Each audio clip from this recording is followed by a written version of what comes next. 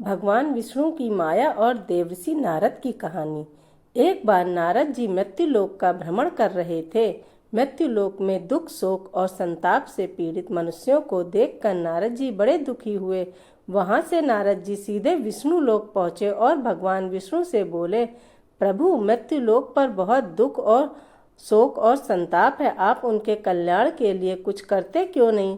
भगवान विष्णु बोले, नारद, जो मनुष्य योग का अनुसरण करेगा उस पर मेरी माया का असर नहीं होगा, वह हमेशा आनंदित रहेगा।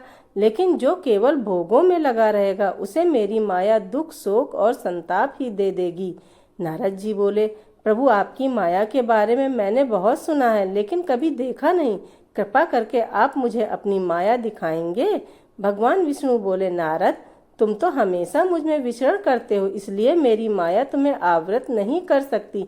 अतः तुम माया को देखने की जिद छोड़ दो। लेकिन फिर भी नारद जी नहीं माने और अपनी जिद पर डटे रहे। आखिर भगवान विष्णु को उनकी बात माननी ही पड़ी। भगवान विष्णु बोले, नारद, चलो चलते हैं मृत्युलोक, वहीं पर दिखाऊंगा तुम्हें अपनी माया।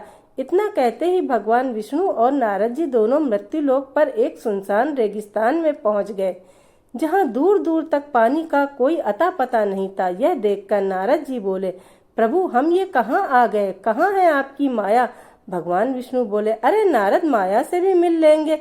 फिलहाल प्यास के मारे मेरा गला सूखा जा रहा है, अब मुझसे थोड़ा भी नहीं चला जा रहा। कहीं थोड़ा बहुत पानी मिले तो लेकर आ जाओ, तब तक मैं यहाँ बैठकर विश्राम कर रहा हूँ। प्रभु को प्यास लगी थी, पानी तो लाना ही था। यह सोचकर नारद जी पानी की तलाश में रेगिस्तान में निकल पड़े। चलते चलते वह एक नदी पर पहुंचे। वहां अपने कमंडल में पानी भरने ही वाले थे, तभी उन्हें यह विचार आया कि स्नान करके ही प्रभु के लिए पानी ले जाना चाहिए। यह सोचकर नारद जी ने नदी में छलांग लगा दी। जैसे ही नारद जी ने नदी में छलांग लगाकर निकले, बाहर का नजारा कुछ और ही था। जैसे ही नारद जी अपना कमंडल लेने के लिए आगे बढ़े, उनके कमंडल की जगह एक सुंदर युवती खड़ी थी। वह युवती इतनी सुंदर थी कि उसी क्षण वह नारद जी के हृदय में बस गई। नारद जी ने सारी बातें भूलकर उसके सामने शादी का प्रस्ताव रख दिया। सुंदरी तो आई इसी मनसा से थी, अतः वह झट से मान गई और नारद जी को अपने घर ले गई। वहां जाकर पता चला कि वह एक राजकुमारी थी और अपने पिता की इकलौती बेटी और उस राज्य की इकलौती राजकुमारी थी। राजा ने अपनी पुत्री के स्वयंवरित पति से उसका विवाह करवा के उसे ही उस राज्य का उत्तराधिकारी घोषित कर दिया। अब तो सम्राट बनकर नारद जी के दिन बड़े ही आराम से बीतने लगे। ऐसे दिन पर दिन बीतते गए और महाराज की परम सुंदरी महारानी ने 2 पुत्र रत्नों को जन्म दिया। महाराज बने नारद जी अपने राजकुमारों को देखकर खुशी से फूले नहीं समाते थे। तभी अकस्मात एक दिन नदी में बाढ़ आ गई। पूरा रात तहस नहस हो गया। विशाल अटकलिकाएं धूल में मिल गई और कोई दबकर मर गया तो कोई डूबकर मर गया। किसी तरह नारद जी ने अपने परिवारजनों को बचाया। वह अपनी बीवी और पुत्रों को एक नाव में बिठाकर सुरक्षित स्थान पर ले जाना चाहते थे, लेकिन तभी नदी में एक और तूफान आया और नाव उलट गई।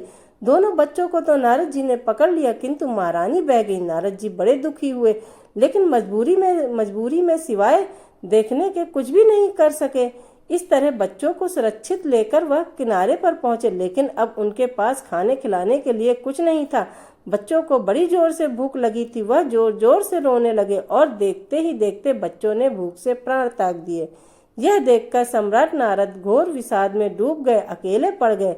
नारद जी ने जीने का कोई सहारा न देख स्वयं का प्राणांत करने की सोची और नदी में छलांग लगा दी। तभी नदी के बाहर बैठे भगवान विष्णु बोले, अरे नारद, मैं वहां तुम्हारी प्रतीक्षा कर रहा हूँ और तुम यहाँ स्नान कर रहे हो। मैंने तुम्हें पानी लाने के लिए भेजा था, इस मायावी नदी की दुनिया में खोने के लिए नहीं। तब नारद जी बोले, तो क्या प्रभु, जो मैंने देखा वह सब मिथ्या है? भगवान विष्णु बोले, हाँ नारद, यही तो मेरी माया है।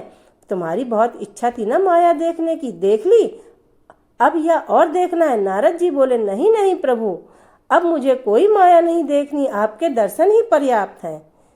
शिक्षा। इस कहानी की सबसे महत्वपूर्ण शिक्षा यह है कि जब तक हम ईश्वर को अपने हृदय में धारण किए रहेंगे, तब तक सांसारिक माया मोह हमें प्रभावित नहीं कर सकेगी। किंतु जैसे ही हमारा ध्यान ईश्वर से हटा, हम सांसारिकता के दलदल में धंसते चले जाते हैं।